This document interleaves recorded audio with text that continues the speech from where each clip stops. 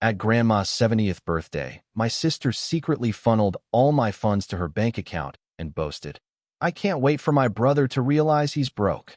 When she came home, I sat calmly and said, "I already know, sis. I have a surprise for you too." And then my lawyer. Opening hook, midnight to 0:10. Can you imagine pouring your heart and soul into something, sacrificing everything, only to wake up one morning and find it all gone? Not stolen by some stranger, but wiped out by your own sister. I'm talking about my entire business, my life's work, just emptied.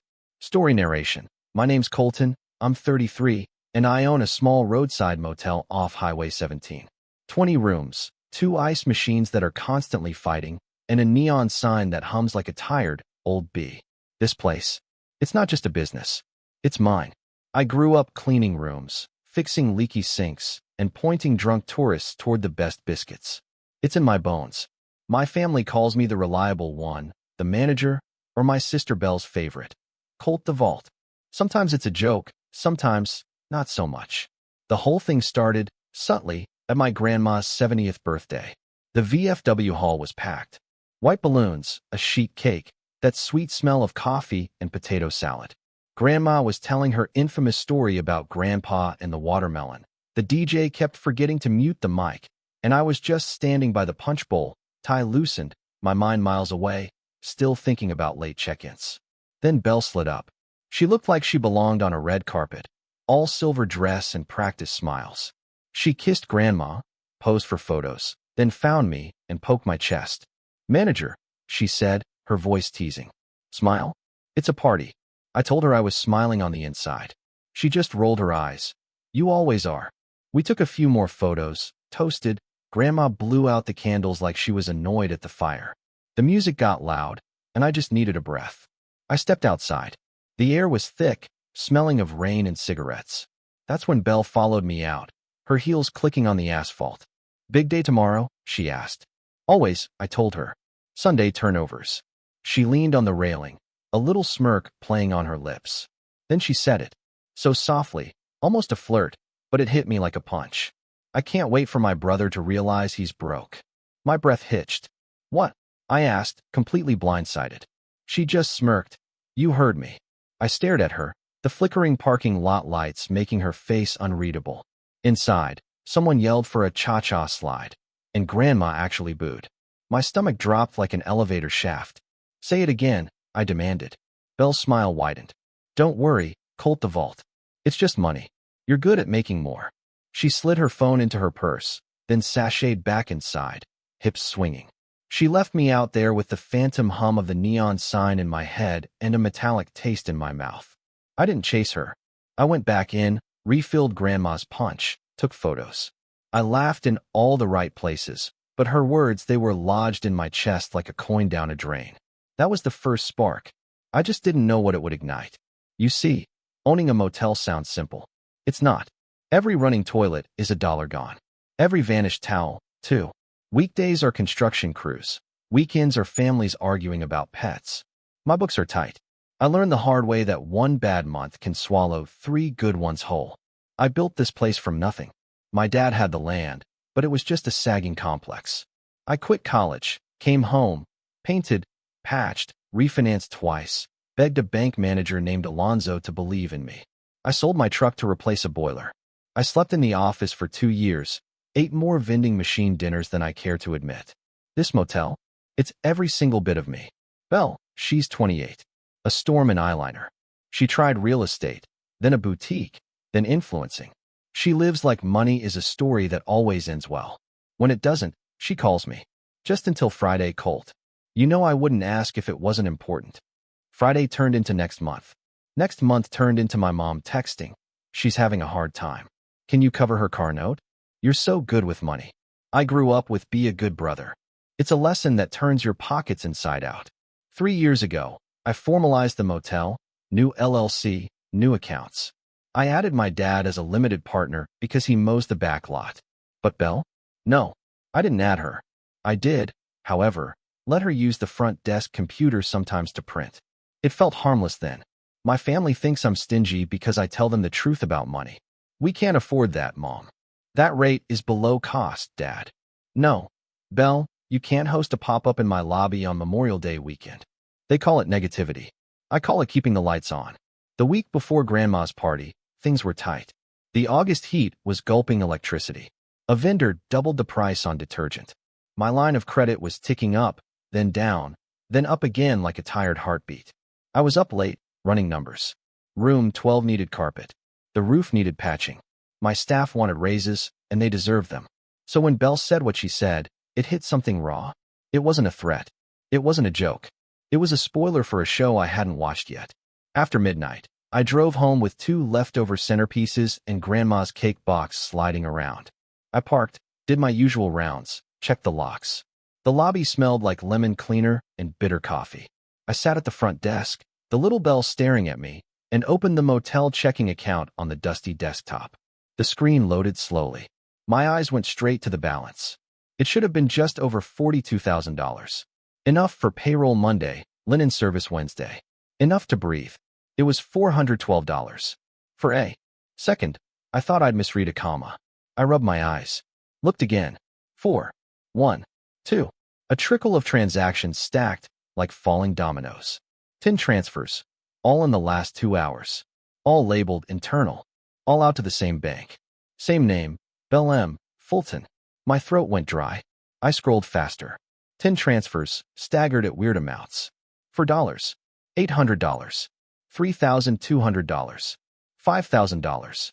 Like someone was dancing just under the automatic flags. Several labeled vendor ADJ in the memo. One labeled refund. Another linen reversal. All from my motel's operating account. My hand started shaking. I clicked the details. The authorization user. It displayed in gray letters. Desk Terminal 1. Admin Belle Fulton. I pushed away from the chair. The room swayed, then snapped into focus. I hadn't set her as admin. She wasn't even supposed to log into the bank portal. The front desk computer just had a saved bookmark for deposits only. How? Her voice echoed in my head. From the VFW deck? I can't wait for my brother to realize he's broke.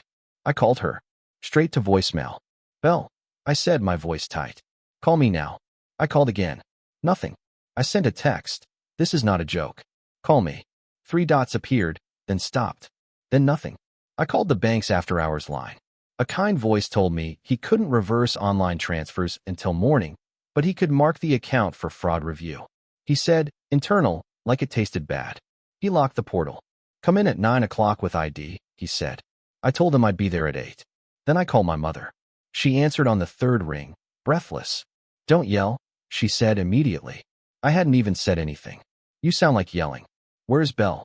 Sleeping, I imagine. It's late, Colton. She stole from me. A pause. A tiny sigh. Don't be dramatic. I stared at the screen. Mom, the motel account is empty. She borrowed. Families help each other. You act like you're a bank. I am a business. You always make it about business. I let the silence stretch. Finally, she whispered. She said you locked her out of your life, so she did what she had to do. What she had to do.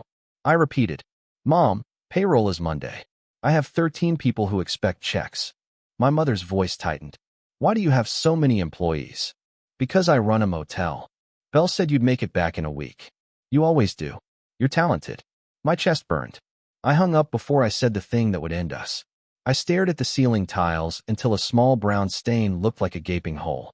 At 2 a.m., my night clerk, Miguel, knocked on the office door, holding a lukewarm coffee. You good, boss? I swallowed. Go home, Miguel. I've got it. He left the coffee anyway. I pulled the chair back, opened a blank spreadsheet, and started listing names, staff, vendors, dates. I wrote Monday payroll in all caps, Wednesday linens, Thursday utilities. Then I wrote Belle and circled it twice. Morning would come. So would guests checking out, a bus full of retirees, and a couple complaining that the AC in room 3 smelled like rain. Life wasn't going to pause because my sister wanted to play entrepreneur with my ledger. I told myself I'd breathe in the morning. I didn't. I turned off the lobby lights and waited for sunrise, the soda machine humming behind me like a lullaby I couldn't hear. At 8:03 a.m., I was at the bank with a file folder and a headache that felt like it had teeth. Alonzo, the branch manager, met me at his glass door. Ty told you already? I asked, practically apologizing. Colton, he said, saw the flags. Come in. We sat.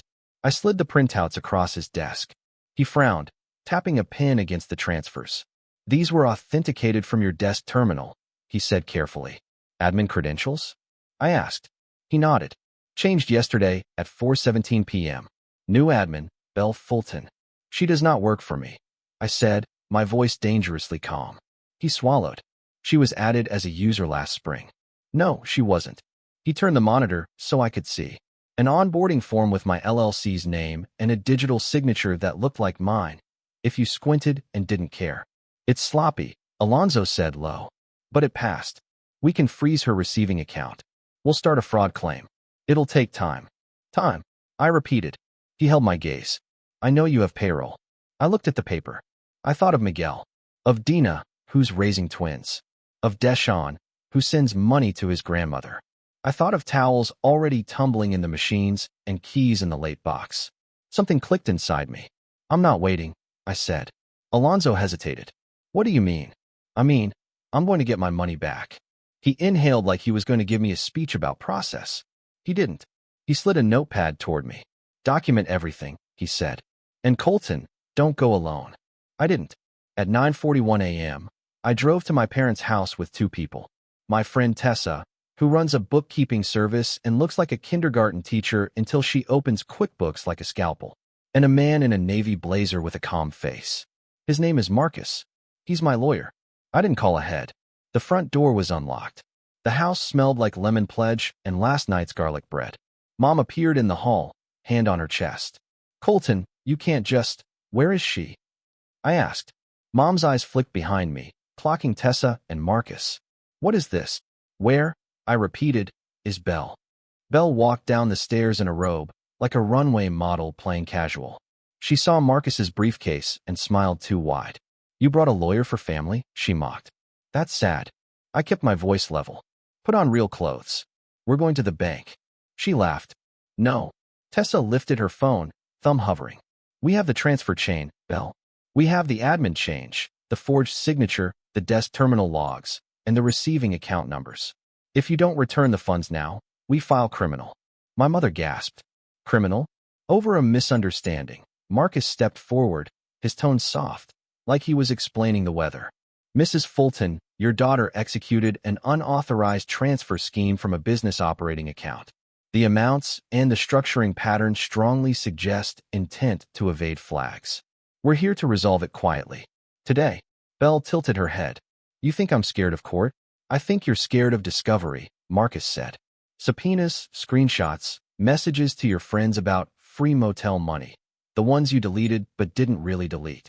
I think you're scared of how fast this goes from family argument to felony. I think you like your apartment and your passport and your phone. Her face shifted. Not fear.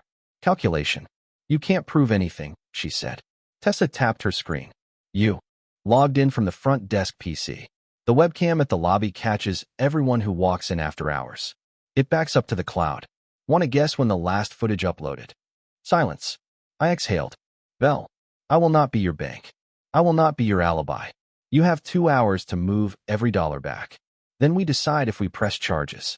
Mom stepped between us, hands up. Colton, stop. She's your sister. She is a thief, I said, and my voice finally broke. And I am done. For a second, nobody breathed. In the silence, Belle's phone buzzed. She glanced down, thumb flicking, a flash of panic crossing her face like a shadow. Marcus nodded toward the kitchen. Let's set up at the table. For 2 agonizing hours, we watched Belle pace between the kettle and the sink. We printed forms. We called Alonzo on speaker. We pushed wires and reversals and held our breath when one transfer hung at processing like it wanted to make a point. At 11:58 a.m., the motel account ticked up. $9,800. Then $5,000. Then $3,200. Tessa kept a running tally out loud, her voice flat. 172, 224, 281. At $37,000, we stalled. Belle swore. She called someone named Cade and hissed, just send it back. At $41,588, the screen stopped. That's all, she said, chin lifted. Happy. Short by $412, Tessa said. Belle smirked. buy fewer towels. Marcus closed his folder. Belle, here's the civil agreement you sign. You agree to reimburse costs, fees, and damages. You agree to no access, no contact at the business, and you agree to stop speaking about Colton's finances to anyone, or we escalate. She stared at the paper. You can't make me. Marcus slid a second paper across. Then this is the police report. We file today. Your choice. My mother whispered, Belle, sign it. Belle's hands shook. She signed. I didn't say thank you. I didn't say anything. I walked to the door. Mom reached for my sleeve.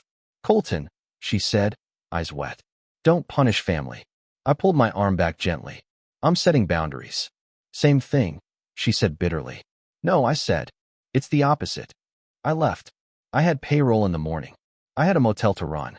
And for the first time in a long time, I had a line I wasn't going to cross for anyone. The motel breathed that afternoon like nothing had happened. Keys slid across the counter. A boy asked if we had a pool. A woman argued about a late checkout. Normal is a miracle when you've been staring at the edge. I paid my staff on time Monday. I gave Dina a $50 bonus because Joy should land somewhere. I stopped in every room with a screwdriver I didn't need, just to feel the routine in my hands. The soda machine hummed less like a threat. At lunch, I printed the new policy sheet. Effective immediately, no non-staff computer use. Lobby doors lock at 10 o'clock. Passwords rotate weekly. Cameras backed up on 2 clouds. Tessa helped me set up alerts that would scream in my pocket if a $10 variance tried to leave the account. Then I cleaned house. Not people, but patterns. I blocked Belle's number.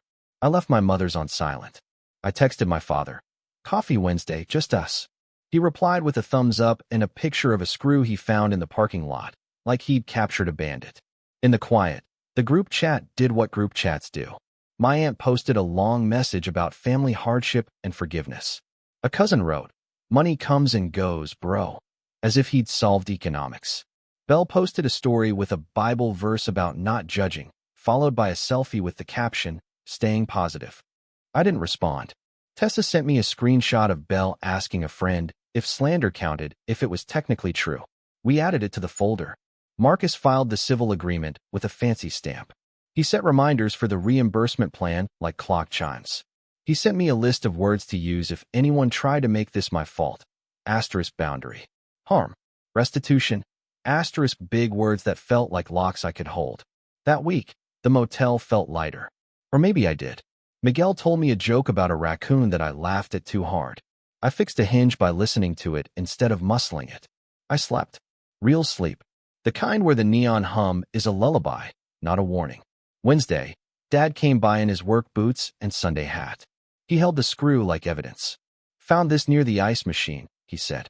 One of the bad ones, I said. He nodded. We stood by the soda machine until he cleared his throat. Your mother says you embarrassed your sister, he said. I saved my staff's paychecks, I said. He looked at the floor. She says you brought a lawyer into her house. I brought a door that never slams, I said. That's what lawyers are. He turned the screw in his hand. Your grandpa would have thrown her out the window. I used a window with hinges, I said. He glanced up. The corner of his mouth moved. Your grandma wants to see you. I'll bring cake, I said. He put the screw in his pocket like metal currency. You did right, he said quietly. It was the first time I'd heard it out loud. On Friday, Belle tried a new angle. A long email arrived with the subject line, let's talk like adults. It was written like a press release and a cry for help had a baby. She said she only took what was owed from years of me gatekeeping the family money. She said she was building something. She said I humiliated her in front of Mom. She said I was obsessed with control. She said Dad prefers her.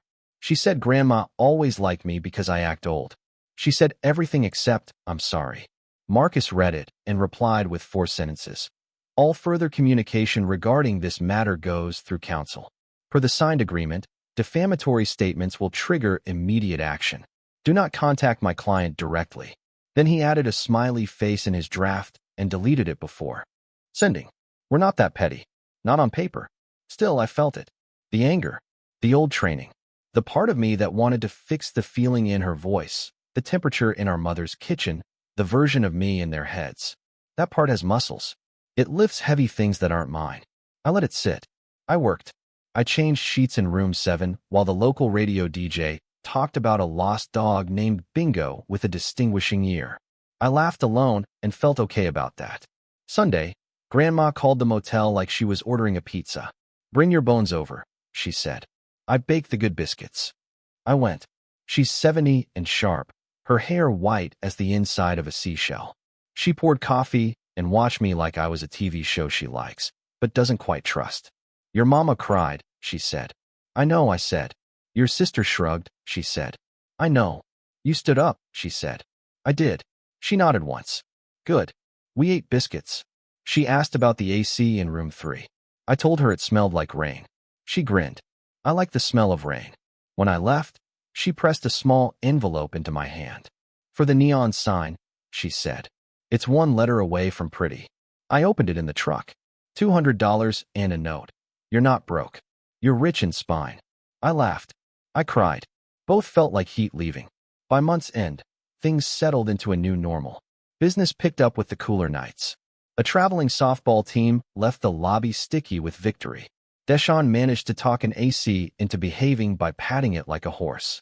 I replaced the Owen Motel with a brighter bulb, and Grandma said it looked like it was smiling. Belle kept trying to turn the story into a lesson about me. People with nothing to say love writing your motives for you. My aunt called to say family holidays would be awkward if I insisted on making legal things a personality. I said I'll bring my personality and a pie. She hung up. One night, a familiar car rolled slow past the lobby. Belle. Windows down, music loud. She didn't stop. She just looked in, like the motel owed her a flinch. I didn't flinch. I turned the no vacancy sign on, even though we had 2 rooms left. Some things you do for the feeling. The next morning, 2 envelopes arrived. One from Marcus. The first reimbursement installment. Certified check. Exactly on time. One from Alonzo. Bank credit for fraud fees reversed. Apology letter, hand-signed. I put the check in the safe. I pinned the apology on the corkboard by the coffee machine where only I would see it. It looked like a small flag. I expected to feel triumphant. I felt steady. That's better. I sat in the office, door cracked, listening to the lobby. A kid asked Miguel if ghosts lived here. Miguel said, "Only the good ones." The neon hummed highway side. And inside me, something that had been bracing for impact finally let go. 2 months later, Grandma had us over again. Smaller crowd, more food. Belle skipped it. Mom called during the green beans. I let it ring. Dad passed me the salt like a truce. After dessert, I walked Grandma to the porch, her hand on my arm. "You look taller," she said. "Fix my posture." "Spine," she said. "You found it." We sat in cool, crisp air. A high school game droned in the distance. I rambled about occupancy rates. She asked about the AC. "It died," I said. She laughed, then went quiet. "Family is a habit," she said. "Sometimes sweet. Sometimes the kind you quit." "I don't like quitting." "You didn't," she said. "You chose." Inside, a fork clinked. Light from the screen door striped the floor. "Going to the holidays?" she asked. "Probably. I'll bring pie. I'll leave early." "That's a boundary," she said. "Not a punishment." On the drive home, a long text from Belle. An apology that quickly became an accusation. A request for a reset. Then, money. Family sticks together. I typed, erased, then sent. "I'm not your bank. Do not contact me about money again." Blocked her again. At the motel, I did my last rounds. Room 4's TV forgot HDMI 1. I coaxed it back. The OW in motel still burned bright like a wink. I made coffee and sat at the desk with the ledger, bills, bookings, notes like replace 7 showerhead. I thought about the me who swallowed everything and called it loyalty. About Belle's line. "Can't wait for my brother to realize he's broke." The worst part wasn't the money. It was the script where I never said no. I'm not in that role anymore. The moral is simple. Love without a boundary is a leak. I refuse to be the pipe. Now, on night walks, I check locks, lights, the ice machine. I check on staff. I check on myself. If something feels off, I don't explain it away. I shut the window. Seal the gap. A guest review said, "Clean rooms, kind staff, owner with a calm face." I laughed. Calm took a lawyer, a spreadsheet, a bank manager, and biscuits on a porch. Calm took no and meaning it. Belle still exists. Mom still treats boundaries like punishments. Dad still collects screws. Life isn't a movie. It's ordinary in the best way. The sign hums. The books balance. Room 3's AC smells like nothing. Tonight, a storm rolls in. The highway hisses. Neon glows. I lock the office, flip the sign, and say, mostly to myself, I don't let people use me anymore. Call to action. This whole journey, it changed me. It was messy, painful, but ultimately, it gave me a peace I never had. What about you? Have you ever had to draw a line like this, especially with family? How did you do it?